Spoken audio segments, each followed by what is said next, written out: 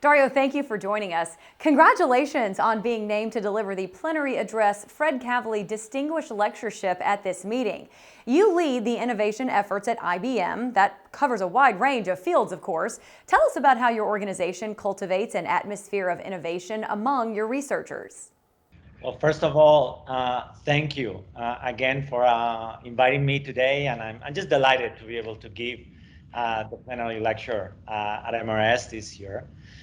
And yes, IBM Research, so let me tell you very briefly, IBM Research has been a division of IBM conducting fundamental work on pushing the boundaries of information science and technology for 75 years. So since our origins, when we started out of Columbia University to today, where we have 3,000 scientists and engineers all over the world, I think what is unique about our community is like we're composed of material scientists and physicists and mathematicians and computer scientists, so all sorts of backgrounds, but everybody that comes in here comes with the lens of looking at the world with the lens of information, about new ways to store it, process it, to compute differently. So the way we foster this, our spirit of innovation is through scientific and technical excellence, and through essentially word of mouth, like colleagues, exceptional people attract other exceptional people, and always making sure that we have an environment where we're pushing really the boundaries, like doing right now, pushing the boundaries of AI and quantum computing as an example. So much basic research is now conducted in academic and government labs. How do your researchers interact with academia and government labs? And how do organizations like the Materials Research Society help to foster those relationships?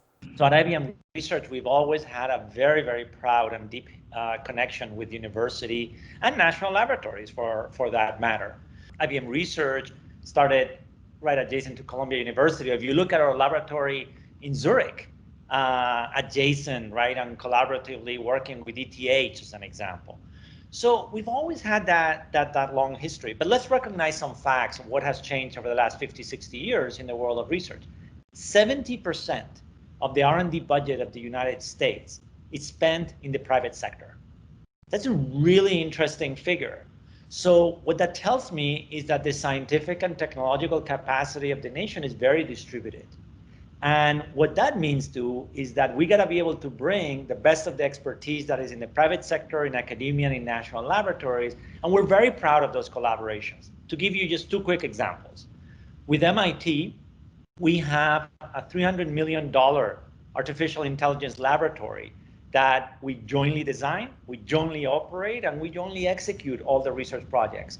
Or to give you in a different context with the quantum computing, 3 of the 5 quantum information science centers that the Department of Energy announced earlier this year, $1 billion of investment, we are part of them, 3 out of those 5 national centers. So it is part of our DNA to collaborate broadly with the rest of the science and technology community.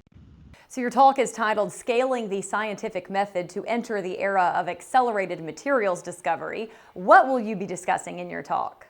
I think we're witnessing a revolution in the world of computing, and it's driven by the convergence of classical computing and high-performance computing, the world of AI and AI systems, and the world of qubits and quantum computing. So I say that the future of computing is bits plus neurons plus qubits coming together.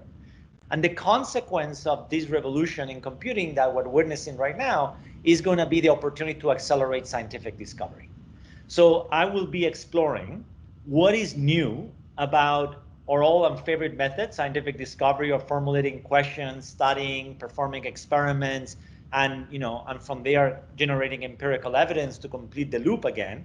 And what changes as a context of our advances in AI? What changes as a consequence of our advances in quantum computing? And the bottom line is we have a unique opportunity to accelerate the scientific method. And if what used to take us $10 or $100 million in a decade to develop a new material, we can compress it by a factor of 10x. Well, that's really exciting and game-changing, and I'll be exploring that. Your work and your talk cover both AI and quantum computing. How do those two fields complement each other, and what needs to be accomplished to realize the promise of these? Yeah, indeed, they are different forms and approaches to representing information in unique new ways.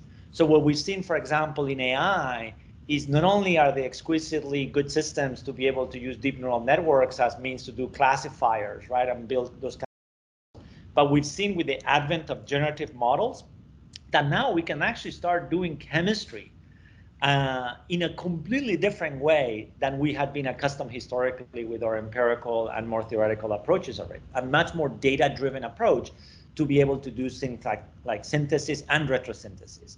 So AI is changing how we do it, and then quantum is changing it as well, because we know that chemistry, of course, obeys the laws of quantum mechanics, and the fact that now we can build machines that behave according to quantum mechanics, like quantum machines, makes them uniquely suited to simulate chemical processes.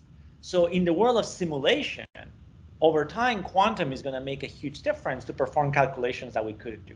So each one adds a different element to the equation. And I think the most exciting opportunity is what happens when we combine them.